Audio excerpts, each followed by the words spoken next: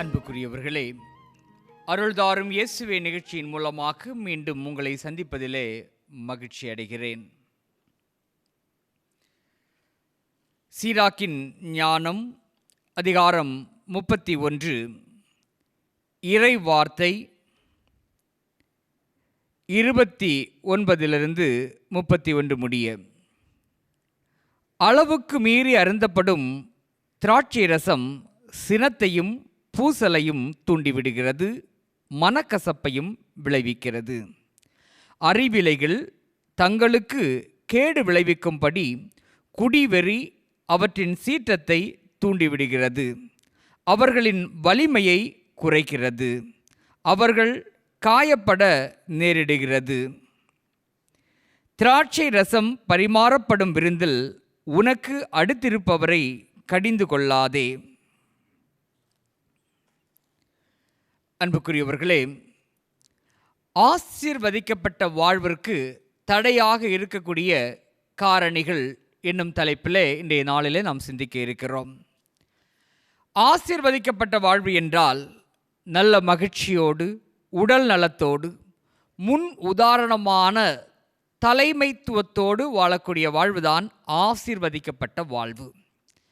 இந்த ஆசீர்வதிக்கப்பட்ட வாழ்விற்கு தடையாக இருக்கக்கூடிய மிக முக்கிய காரணி என்று சொல்லும் பொழுது அது போதை பழக்கமாக இருக்கிறது. அதாவது போதை என்ற ஒன்று நம்முடைய குடும்பத்திற்குள் மையம் கொண்டு விட்டது என்றால் அது நம்முடைய குடும்பத்தில் இருக்கக்கூடிய மற்ற எல்லா நல்ல விஷயங்களையும் எடுத்துக்கொண்டு சென்று விடுகிறது. இதில் எந்த சந்தேகமும் கிடையாது. இந்த மதுவினால் ஏற்படக்கூடிய பாதிப்புகள் என்று பார்க்கும் பொழுது, முதலாவதாக அதை தொடர்ந்து அருந்தும்போது அதை அருந்தக்கூடியவருடைய கல்லீரலானது பாதிக்கப்படுகிறது. என்னோடு படித்த ஒரு நண்பருடைய தந்தை குடிவெறிக்கு ஆளாகி அவர் 10ஆம் வகுப்பு படிக்கும் பொழுது அவர் நோயுற்று ஒரு இடத்துல அமர ஆரம்பிக்கிறார். அவரால் எழுந்து எந்த வேலையும் செய்ய இயலாது. இன்றைக்கு வரைக்கும் அவர் அப்படித்தான் இருக்கிறார். கிட்டத்தட்ட 25 வருடங்களாக அவர் இந்த நிலையிலே இருக்கிறார். அதாவது குடிக்கக்கூடிய ஒரு நபருடைய உடல் நலம் பல்வேறு கோணங்களிலே பாதிக்கப்படுகிறது. 25 வருடங்களாக ஒருவர் கட்டிலிலே அல்லது ஒரு நாற்காலியிலே அமரக்கூடிய ஒரு இயந்திரமாக, ஒரு ரோபோவாக இருக்கின்ற பொழுது அந்த குடும்பத்திற்கு அவரால் எதையும் செய்து தர இயலாது. எல்லாவற்றிற்கும் மேலாக அந்த குடும்பத்தினுடைய வளர்ச்சிக்கு அவர் ஒரு தடையாக இருக்கிறார். இரண்டாவதாக, குடும்பத்தை இந்த குடி அழித்து விடும். சிறைச்சாலைக்கு சென்றிருந்த பொழுது, சிறைச்சாலை பணிக்காக சென்றிருந்த பொழுது அங்கு ஒரு மனிதர் தன்னுடைய மனைவியை பற்றி பேசிக்கொண்டிருந்தார். என்னுடைய மனைவி அன்பானவர், அவர் அப்படி இருப்பார், இப்படி இருப்பார், ஏழைகளுக்கு உதவுவார், அவரோடு உரையாடி கொண்டிருந்தால் நேரம் போவதே தெரியாது, இப்படியெல்லாம் நிறைய விஷயங்களை சொன்னார். மனைவி பற்றிய கவிதைகளை எல்லாம் சொன்னார். இப்படி அவரோடு உரையாடி கொண்டிருக்கும் பொழுது நேரம் போனதே தெரியவில்லை. ஆனால் அவருடைய உரையாடலுடைய மையப்பொருளாக அவருடைய மனைவி இருந்தார். அந்த இடத்தை விட்டு வந்து கொண்டிருந்த பொழுது என்னோடு வந்த நண்பரிடம் கேட்டேன், இப்படி மனைவியை ஆழமாக அன்பு செய்யக்கூடிய ஒரு நபர் எப்படித்தான் இந்த சிறைச்சாலைக்கு வந்தாரோ தெரியவில்லை, எப்படித்தான் இங்கு மனைவியை பிரிந்து இருக்கிறாரோ தெரியவில்லை என்று சொன்னேன். உடனே அந்த நண்பர் சொன்னார், அவர் வந்ததே அவருடைய மனைவியை கொலை செய்துவிட்டுத்தான் என்று. அதாவது குடி போதையிலே அவர் இரவு வரும்பொழுது அவர்களுக்கிடையே வாக்குவாதம் ஏற்படுகிறது. அந்த போதையிலே அவரை பிடித்து சிவத்திலே தள்ளி விடுகிறார். தலை அடிபட்டு அவர் இறந்து விடுகிறார். காலையில் போதை தெளிந்ததுமே வழக்கம் போல அந்த மனைவியினுடைய பேரை சொல்லி டீ எடுத்துட்டு வா, டீ எடுத்துட்டு வா என்று சொல்லி கத்துகிறார். அப்போ தான் அவர் உணர்கிறார், முந்தைய நாள் சண்டையிலே அவர் மனைவியை கொன்று விட்டார் என்று. அதுபோல் ஒரு இளைஞர் ஒருவர் அந்த சிறைச்சாலையில் இருந்தார். எல்லா திறமைகளையும் தன்னகத்தை கொண்டவராக இருந்தார். அதுபோல் அவரிடமும் இவ்வளவு திறமையோடு இருக்கிறீர்களே, எப்படி உள்ளே வந்தீர்கள், காரணம் என்ன என்று கேட்டபோது அவர் சொன்னார், நான் முழு போதையிலே இருக்கும் பொழுது ஒரு தவறு செய்தேன். ஒரு பாலியல் பலாத்காரத்திலே நான் ஈடுபட்டேன். ஆனால் நான் யாரை அப்படி செய்தேன், என்ன செய்தேன் என்பது போன்ற எந்த நினைவுகளும் என்னிடம் இல்லை. அந்த போதை வெறியிலே நான் செய்துவிட்டேன். நான் வாழ்நாள் முழுவதும் சிறைச்சாலையில் இருக்கும்படியாக ஆயுள் தண்டனை பெற்றிருக்கிறேன் என்று சொன்னார். இப்படி குடி நம்முடைய குடும்ப வாழ்க்கையை முற்றிலுமாக அழித்து விடுகிறது. சமீபத்திலே ஜப்பான் மருத்துவர்கள் அவர்களுடைய ஆராய்ச்சியிலே ஒரு விஷயத்தை சொல்லியிருக்கிறார்கள். குடி பழக்கத்திற்கு ஆளாகி இருக்கக்கூடிய ஒரு தந்தைக்கு பிறக்கக்கூடிய அந்த குழந்தையானது மது அருந்த வேண்டும் அல்லது போதைக்கு அடிமை என்னும் அந்த உணர்வோடு பிறந்து வளர்கிறது. அதாவது யாரும் அதற்கு குடிக்க சொல்லிக் கொடுக்க தேவையில்லை. அதனுடைய மரபணுவிலேயே அந்த குடிக்கான எண்ணம் உருவாகி விடுகிறது என்று சொல்லுகிறார்கள். ஆகவே குடிக்கக்கூடிய குடி அடிமைகளுடைய பிள்ளைகள் குடிகாரர்களாக உருவாவதற்கான வாய்ப்புகள் இருக்கிறது என்று மருத்துவம் சொல்கிறது. கனவை தொலைத்து விடுகிறார்கள். அதாவது தங்களுடைய கனவுகளை மட்டுமல்ல, குடும்பத்தில் இருக்கக்கூடிய எல்லோருடைய கனவுகளையும் இந்த குடிகாரர்கள் தொலைத்து விடுகிறார்கள். ஒரு தந்தையானவர் தெருவிலே வந்து கொண்டிருக்கும் பொழுது அந்த மகள் படித்த பள்ளிக்கூடத்திலே அவருக்கு மிகப்பெரிய பேனரெல்லாம் வச்சு அவருக்கு வாழ்த்து தெரிவித்து கொண்டிருந்தார்கள். மாநில அளவில் அந்த முதல் மாணவராக அவர் வர விரும்பிய போதும் கூட அவர் பள்ளி முதல் மாணவராக வந்திருந்தார். அதற்காக பேனர்கள் வைத்து அங்கு வாழ்த்து தெரிவித்து கொண்டிருந்தார்கள். இதை பார்த்த உடனே அந்த தந்தை கேக்கெல்லாம் வாங்கிட்டு வீட்டுக்கு ஓடி போகிறார். அங்கே போய் பார்த்தா அவருடைய மகளும் மனைவியும் அழுது கொண்டிருக்கிறார்கள். அங்கே பள்ளிக்கூடத்தில் நீ பள்ளிக்கூட முதல் மாணவியாக வந்ததற்கு எல்லோரும் உன்னை கொண்டாடி கொண்டிருக்கிறார்கள், நீ ஏன் இங்கே அழுது கொண்டிருக்கிறாய் என்று கேட்ட பொழுது அந்த மனைவியானவர் கோபத்தோடு சொன்னார், உங்களுடைய மகள் 1ஆம் ஆண்டிலிருந்து இவ்வளவு சிரமப்பட்டு படித்தது பள்ளிக்கூட அளவிலே முதல் மதிப்பெண் பெறுவதற்காக அல்ல, மாநில அளவிலே முதல் மதிப்பெண் பெறுவதற்காக. இப்பொழுதும் கூட 3 மதிப்பெண்ணிலே அவர் மாநில முதல் மதிப்பெண்ணை தவற விட்டிருக்கிறார். அந்த 3 மதிப்பெண்களையும் கணித பாடத்தில் தவற விட்டிருக்கிறார். 6ஆம் ஆண்டிலிருந்து இதுவரைக்கும் அவர் ஒரு முறை கூட கணித பாடத்துக்கு 100க்கு குறைவாக மதிப்பெண் எடுத்தது கிடையாது. ஆனால் இந்த தேர்வில், இறுதி தேர்வில் அவங்க 3 மார்க் ஏன் குறைவாக எடுத்திருக்கிறார்கள் என்றால், முந்தின நாள் இரவு, தேர்வுக்கு முந்தின நாள் இரவு நீங்கள் குடிச்சிட்டு வந்தீங்க. குடி போதையில் என்னையும் மகளையும் அடித்து வெளியில் துரத்தி கதவை உள்ளே இருந்து போட்டுனீங்க. இரவு முழுக்க மழை, அந்த மழையிலே நனைந்து மகளுக்கு காய்ச்சல் வந்து விட்டது, நடுக்கம் வந்து விட்டது. அதே காய்ச்சலோடு நடுக்கத்தோடு தேர்வு எழுதச் சென்றார். 3 மதிப்பெண்கள் குறைவாக இன்று பெற்றிருக்கிறார். சிறு வயதிலிருந்து அவர் தொலைக்காட்சியை பார்க்காமல், ஃபோன் எடுத்து அதில் கொஞ்சம் விளையாடாமல், சொந்தக்காரங்க வீட்டுக்கு போகாமல், நண்பர்களோட நேரத்தை செலவிடாமல், படிப்பு என்று சொல்லி இவ்வளவு சிரமப்பட்டது பள்ளிக்கூட அளவில் முதல் மதிப்பெண் பெறுவதற்காக அல்ல, மாநில அளவிலே பெறுவதற்காக. ஆனால் அந்த வாய்ப்பு உங்களுடைய குடி வெறியால் அழிந்து போய்விட்டது என்று சொன்னார். அன்புக்குரியவர்களே, குடிக்கு அடிமையானவர்களால் அந்த குடும்பத்தில் இருக்கக்கூடியவர்களுடைய கனவுகளும் பறிக்கப்படுகிறது, கனவுகள் நனவாகாமலே போகிறது. இந்த வாசகத்தில் நாம் வாசித்தோம், இந்த குடி வெறி என்பது மகிழ்ச்சியை முற்றிலும் அழிக்கக்கூடிய ஒன்றாக, கடவுளிடமிருந்து நம்மை பிரிக்கக்கூடியதாக இருக்கிறது. இப்படிப்பட்ட இந்த மது பழக்கம் எப்படி உருவாகிறது என்பதை நாம் நிச்சயமாக உணர்ந்து கொள்ள வேண்டும். முதலாவதாக பார்ட்டி கலாச்சாரம், விருந்து கலாச்சாரம். முந்தைய காலத்தில் நம்ம பிறந்த நாள் கொண்டாட வேண்டும் என்றால் கேக் வாங்குவோம், வாழைப்பழம் வாங்குவோம், சாக்லேட் வாங்குவோம். இன்றைக்கு பல வீடுகளில் அந்த லிஸ்டோட மதுவும் சேர்ந்து விட்டது. அதாவது வீட்டில் இருக்கக்கூடியவர்கள் சொல்லுவார்கள், ஏன் மது வேண்டும் என்று சொன்னால், கேக்கு மட்டும் வாங்கினா பக்கத்து வீட்டில் இருக்கக்கூடிய மோண்டீஸ்வரி பிள்ளைங்க மட்டும்தான் வருவாங்க. அந்த மது பாட்டில் வாங்கினா மட்டும்தான் மாமா, மச்சான், அண்ணன், தம்பி, நண்பர்கள் எல்லாம் வருவார்கள். ஆகவே பார்ட்டி என்றால், விருந்து என்றால், அது திருமண நினைவு நாளாக இருக்கலாம், இறந்த ஆண்டாக இருக்கலாம், எதாக இருந்தாலும் விருந்து என்றால் மதுவும் இருக்க வேண்டும். கேக், கூல்ட்ரிங்க்ஸ் அந்த பட்டியலில் மதுவும் இன்று இணைந்து விட்டது. இப்படி இந்த பார்ட்டிக்கு உள்ள, விருந்துக்கு உள்ள மது வரும்பொழுது மிகப்பெரிய பாதிப்புகள் உருவாகிறது. அதாவது மது அருந்துவது ஒரு குற்றம் அல்ல, அது ஒரு நாகரீகம், அது ஒரு அன்பின் அடையாளம் என்று நாம் சொல்லும் பொழுது, அதை நாம் நம்முடைய வீட்டில் அப்படி காட்டும் பொழுது, அங்கு இருக்கக்கூடிய குழந்தைகளுடைய மனதில் மது என்றால் அது ஒரு நாகரீகத்தினுடைய அடையாளம்.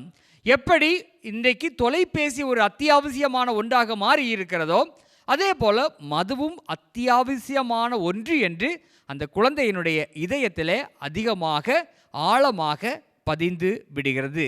ஏனென்றால் அந்த விருந்து வீட்டில் நடக்குது, வீட்டில் மது பரிமாறப்படுகிறது.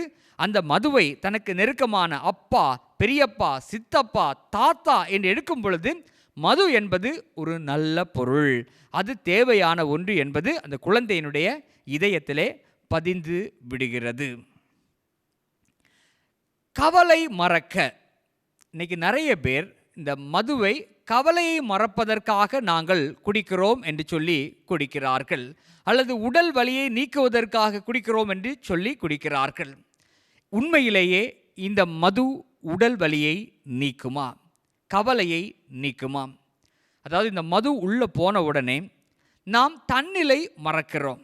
நம்முடைய தூக்கத்திலும் கூட, நாம் ஆழ்ந்து உறங்கும் போதும் கூட தன்னிலை மறந்து உறங்குகிறோம். அப்படிப்பட்ட ஒரு தன்னிலை மறப்பை இந்த மது உருவாக்குகிறது. ஆனால் அங்கே என்ன நடக்கிறது என்றால், அந்த தன்னிலை மறப்பு நேரத்தில் அவர் என்ன செய்வார் என்று பல நேரத்தில் அவருக்கே தெரிவது இல்லை. கவலையை மறக்க குடிக்கக்கூடிய ஒரு நபர் என்ன செய்வார் என்றால், அந்த போதையில் டிவியை போட்டு உடைப்பார், வீட்டில் இருக்கக்கூடிய பொருட்களை போட்டு உடைப்பார், வீட்டில் இருக்கக்கூடிய குழந்தைகள், வயதானவர்கள் எல்லாம் போட்டு அடிச்சிக்க எலும்பெல்லாம் உடைப்பார். மறுநாள் காலையில் அவர் உடைத்த எல்லா பொருட்களையும் அவர்தான் திரும்பி சீர் செய்ய வேண்டும், புதிதாக வாங்க வேண்டும், காசு செலவழிக்க வேண்டும். ஆகவே கவலைக்காக குடித்தவருடைய கவலை அதனால் குறையுமா என்றால் நிச்சயமாக குறையாது, மாறாக கவலை இன்னும் அதிகமாக மாறும். ஆகவே கவலை போக்க குடிக்கிறோம் என்று சொல்லி குடிக்கும் பொழுது அதை கேட்கக்கூடிய நம்முடைய பிள்ளைகள், நம்முடைய வாரிசுகள் என்ன நினைக்கும் என்றால், ஓ, கவலை வந்தால் குடிக்கலாம், 10ஆம் ஆண்டு தேர்வில் தோல்வி அடைந்தால் குடிக்கணும், 9ஆம் ஆண்டில் படிக்கும் பொழுது ஆசிரியை அடிச்சிட்டாங்கன்னா குடிக்கலாம். ஏனென்றால் அப்பா என்ன சொல்லி கொடுத்திருக்கிறார் என்றால், கவலை மறக்கிறதுக்காக குடிக்கலாம், நான் கவலை மறக்கிறதுக்காக தான் குடிக்கிறேன்னு அப்பா சொல்லி இருக்கிறார். ஒவ்வொரு நாளும் அவர் வீட்டில் அதை தான் சொல்லுறார். அப்போ அந்த மாணவ பருவத்தில் இருக்கக்கூடிய, அது ஆணோ பெண்ணோ, அந்த குழந்தையினுடைய இதயத்தில் எனக்கு கவலை வந்தால் சாராயம் குடித்தா கவலை போகும், போதையை பயன்படுத்தினா கவலை போகும் என்றும் அந்த எண்ணம் உருவாகிறது. இன்னொரு குழு இருக்கிறது. அதாவது எப்படி போதையை பழகுகிறார்கள் என்றால், நம்ம முதல்ல பார்த்தோம் பார்ட்டியின் மூலமாக, விருந்தின் மூலமாக. இரண்டாவதாக கவலையை மறப்பதற்கு என்று சொல்லி எடுக்கிறார்கள். மூன்றாவதாக திருவிழா குடிகாரர்கள். அதாவது நத்தால், உயிர்ப்பு பெருவிழா, திருவிழா, இந்த 3 நாள் மட்டும்தான் நாங்கள் குடிப்போம் என்று சொல்லி அவர் முதலாக குடிக்க துவங்குவார்கள். உண்மையை சொல்ல வேண்டுமென்றால் இந்த மது விழாக்களுடைய மகிழ்ச்சியை ரெட்டிப்பாக்கிறதா அளிக்கிறதா? இந்த குடிக்கிறவங்க சொல்லுவாங்க மகிழ்ச்சியை ரெட்டிப்பாக்குகிறது என்று. ஆனால் உண்மையை சொல்ல வேண்டுமென்றால் விழாக்களின் போது நாம் மது அருந்துவதால் அது நம்முடைய மகிழ்ச்சியை, நம் குடும்பத்தினுடைய மகிழ்ச்சியை, சுற்றி இருப்பவர்களுடைய மகிழ்ச்சியை முற்றிலுமாக அழித்து விடுகிறது. நண்பர் ஒருவர் திருவிழாவுக்காக, அவருடைய ஊர் திருவிழாவுக்காக பல தயாரிப்புகளை மேற்கொண்டார். குறிப்பாக அந்த வருடம் சிறப்பாக அந்த புனிதருடைய தேர்ப்பவனை நடக்க இருந்ததால் கிட்டத்தட்ட 25 நாட்களாக தேர்ப்பவனி நடப்பதற்கு 25 நாட்களாக பகல் 2 மணியிலிருந்து இரவு 8, 9, 10 மணி வரை அவர் ஒவ்வொரு நாளும் வேலை செய்தார். தன்னுடைய வீட்டு சுவரை கழுவுவார், பக்கத்து வீட்டுகளில் இருக்கக்கூடிய வயசானவங்களுடைய வீட்டு சுவர்களை எல்லாம் கழுவி கொடுப்பார், மரக்கிளைகளை எல்லாம் வெட்டி விடுவார், சாலையோரத்தில் இருக்கக்கூடிய புல்லெல்லாம் வெட்டி விடுவார். இப்படி பலவிதமான பணிகளை அந்த தெருவில், அவருடைய தெருவில் செய்து கொண்டிருந்தார். திருவிழா வந்தது. பேராயர் வந்து திருப்பலி எல்லாம் நிறைவேற்றினார். அங்கே திருப்பலி நடந்து கொண்டிருக்கும் பொழுது இவருடைய வீட்டில் அப்படியே ஒரு நாற்காலியில் சாய்ந்து அமர்ந்து கொண்டிருந்தார். எழும்ப கூட முடியாமல். காலையில் பகலில் அவர் இன்னும் அதிக போதை. கடைசியாக அன்றைய நாளில் அவர் எதிர்பார்த்து கொண்டிருந்த புனிதருடைய தேர்ப்பவனி வந்துச்சு. அந்த தேர்ப்பவனியின் போது அவர் அந்த வாசலில் 2 பக்கமும் நல்ல அழுத்தமாக பிடித்து கொண்டு அந்த மக்கள் கூட்டத்தை, அந்த பவனியை பார்க்கிறார். கையை விட்டால் ஒன்று முன்னாடி விழுவார், இல்லை பின்னாடி விழுவார். அவ்வளவு போதை. காலையிலிருந்து மாலை வரை போதை. திருப்பலிக்கு செல்லவில்லை, சரியாக உணவு உட்கொள்ளவில்லை. இப்படி அந்த பவனியை கூட ஒரு மாறுபட்ட கோணத்தில் பார்க்கிறார். மறுநாள் அவர் என்ன பண்ணுறாருன்னா, அவருடைய அந்த சின்ன பிள்ளைகளை கூப்பிட்டு, அவருடைய மகள் எல்லாம் கூப்பிட்டு, நேற்று திருவிழா எப்படி நடந்துச்சு, பவனிக்கு எத்தனை பேர் போயிருப்பாங்க? உடனே மகன் சொல்கிறாங்க 2000. 2000 அவ்வளவெல்லாம் வராது, ஒரு 500 பேர் வந்திருப்பாங்கன்னு இவர் சொல்கிறார். இல்லை அவங்க அப்படி ஒவ்வொரு கதையாக சொல்லி கொண்டு போகிறார்கள். கடைசியாக பெரிய ஃபாதர் வந்தாரா, பங்கு ஃபாதர் வந்தாரா, அவர் முன்னாடி போனாரா, பின்னாடி போனாரா, எத்தனை பேர் வந்தாங்க, என்ன கலரில் லைட் போட்டிருந்தாங்க, எத்தனை தேரை எத்தனை பேர் தூக்கி இருந்தாங்க, இப்படி ஒவ்வொரு கேள்வியாக கேட்க அந்த பிள்ளைகள் அந்த அப்பாவை ஏசி பதில் சொல்லுது. 25 நாட்களாக சில நாள் வேலைக்கு கூட போகாமல் புனிதருடைய தேர்ப்பவனிக்காக அவர் தயாரித்தார். கடைசியாக அந்த தேரில் அந்தோனியார் போனாரா, இல்லை சூசேப்பர் போனாரான்னு கூட அவருக்கு தெரியாது. எந்த நிறத்தில் அந்த வண்ண விளக்குகள் இருந்துச்சுன்னு அவருக்கு தெரியாது. எதையுமே அவர் உணரக்கூடிய நிலைமையில் இருக்கவில்லை. இதே மாதிரி தான் கிறிஸ்து பிறப்பு விழாவும், இதே மாதிரி தான் உயிர்ப்பு விழாவும். விழாக்களில் மது அருந்துவதால் மகிழ்ச்சி அதிகரிக்கிறது என்று சொல்லி இவர்கள் இதுபோன்ற செயல்களிலே ஈடுபடுகிறார்கள்.